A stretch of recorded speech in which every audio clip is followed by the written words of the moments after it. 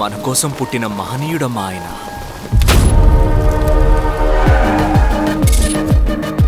అవసరం ఉన్నవాడికి అడగకుండానే సహాయం చేసే గొప్పోడు.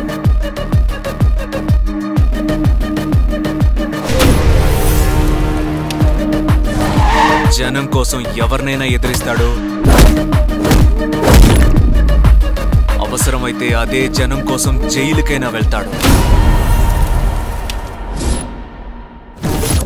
నేను అలాగే అనుకున్నాను, కానీ వాడు నీటిలో ఉన్న మొసలి కంటే,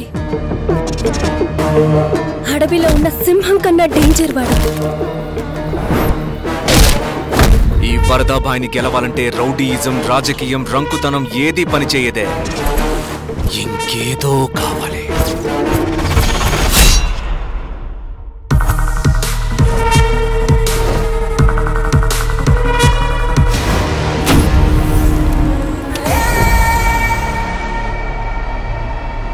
వాడు నరుడు కాదు, హరుడు, డిస్ట్రాయర్.